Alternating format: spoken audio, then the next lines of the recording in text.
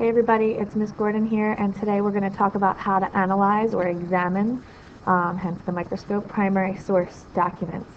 And just as a reminder of what a primary source is, it's any source that comes from the time period when the event actually happened. So it could be a newspaper article, a journal entry, a political cartoon, a photograph, or a drawing. You get the point. So I'm going to talk a little bit first about a method that you can use in terms of how to approach a primary source anytime you need to analyze a primary source. And then at the end of the video, we're going to do some practice on using this strategy. And so a way that you can remember the steps is this acronym APART. We're taking the document apart. We're examining it. We're analyzing it. And each letter means a separate thing that we want to look at. And so let's talk briefly about what each letter means in this APART acronym. The first letter is A for author. We want to ask who is writing the document or taking the photograph. We want to ask if, what the motivation is behind taking the photograph or behind writing the article. And that can help us understand the perspective or the point of view of the author, which can lead us to determine any potential bias and limitations that author might have in reporting on that event. The P is for prior knowledge, and this is a super important step. Before you even look at the actual document, what you want to do is ask yourself, what do I already know about the topic? And do a little bit of a brainstorm.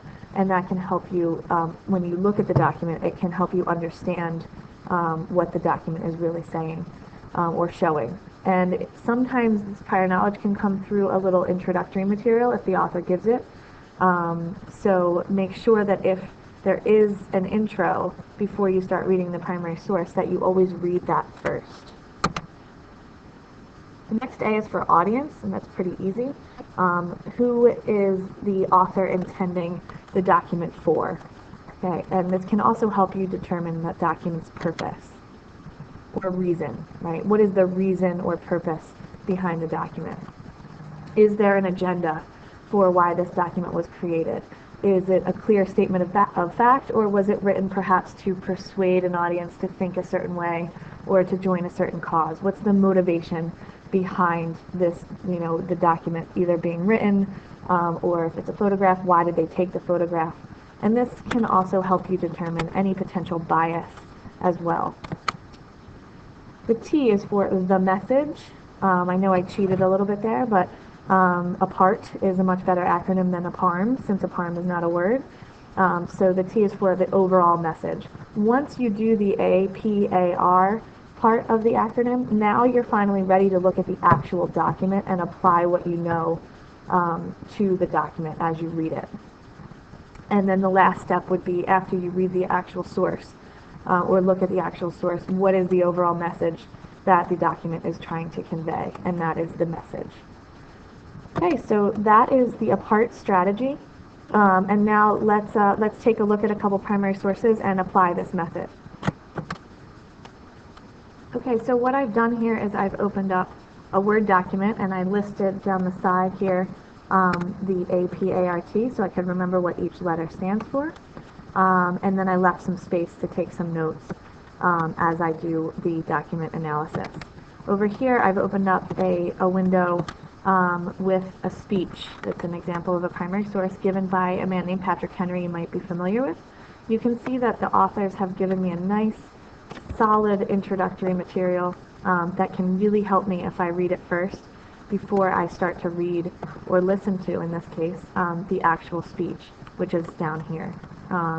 So I've already read over the introductory material, which can help me identify the author and the prior knowledge, and actually help me identify the audience as well.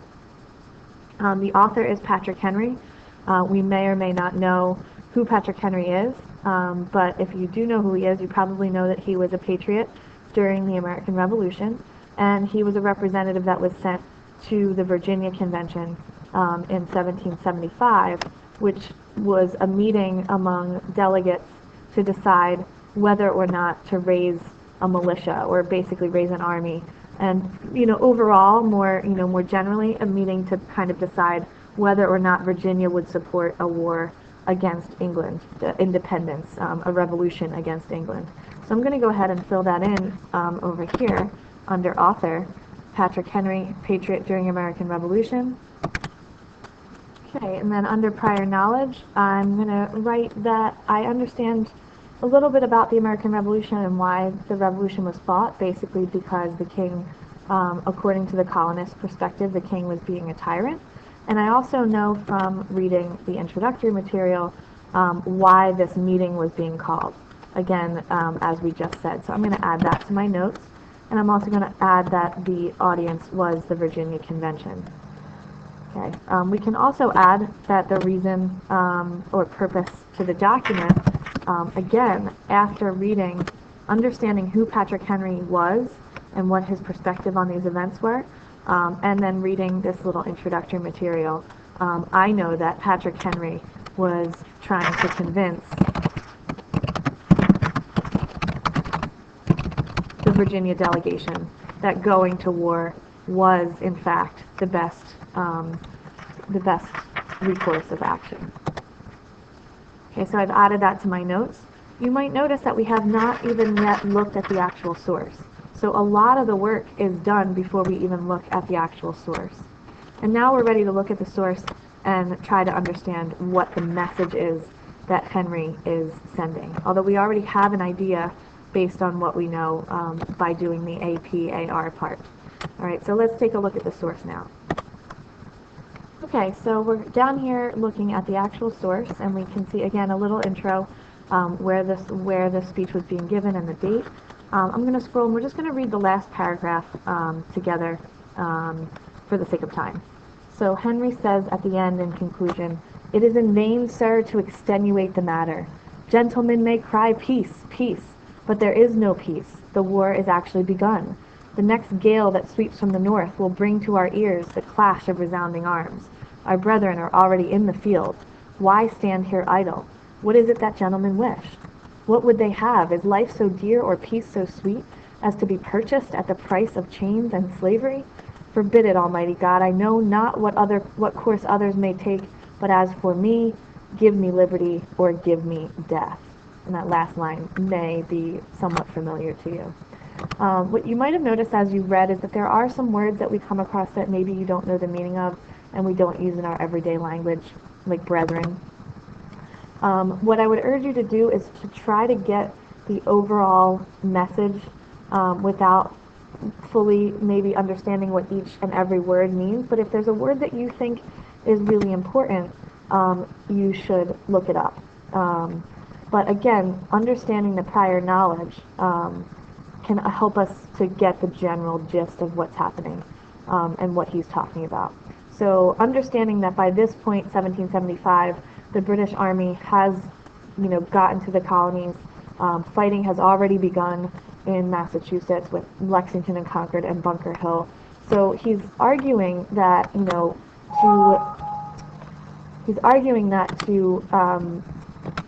sorry about that. To try to make peace with England, the time for peace has gone, and we don't have any other course of action. The war has already begun, he says. And so I would make a note that, he's basically arguing that debating over whether or not to go to war is kind of pointless because the war has already begun.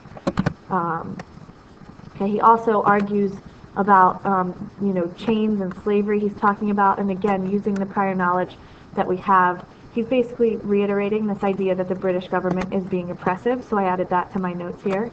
And then I made a note of this famous line because that is, a famous line, and I think it's worthwhile to say it word for word. And then I paraphrased it by saying, when he says give me liberty or give me death, he's basically saying he's willing to die for the cause of freedom. He would rather live free, die as fighting for freedom than live under an oppressive government. Okay, so now that we've talked about what the APART strategy is, and I've modeled for you how to approach using the APART strategy to analyze a primary source, I'd like you to do a little practice.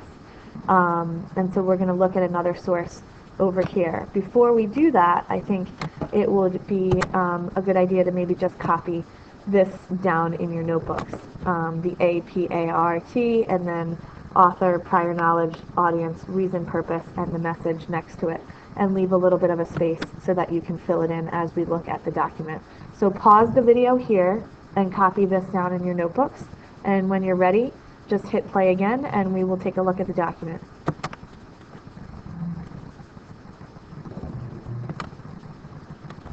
Okay, so we're back, and we're going to take a look at this document. Again, before we even look at the document, we're going to look at any kind of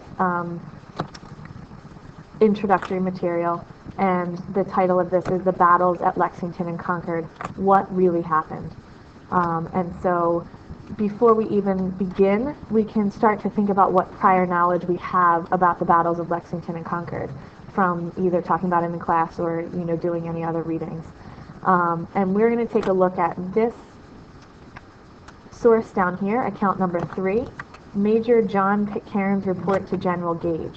Again, if you have prior knowledge about who General Gage was, you hopefully remember that he was the British commander in charge of the British troops sent over by the king to control the colonies.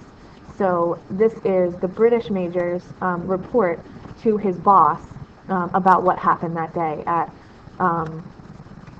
Lexington and Concord. So we now basically have the ability to record the author, any prior knowledge we have about the subject, and the audience, and really the reason and purpose before we go any further. So I'd like you to pause the video again and record those first 4, the APAR, and then when you come back, check it against what I have in my notes. Okay, so pause the video, record author, prior knowledge, audience, reason and purpose, and when you're ready you can hit play again.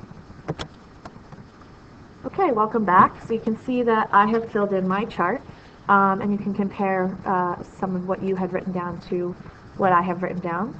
The author is British Major John Pitcairn. A little bit of prior knowledge. Lexington and Concord was known as the shot heard round the world. It was the first shots fired of the American Revolution. It was not a major battle, but it was the first shots fired. British troops had been sent to hunt down the rebels who were stockpiling weapons at Lexington and Concord.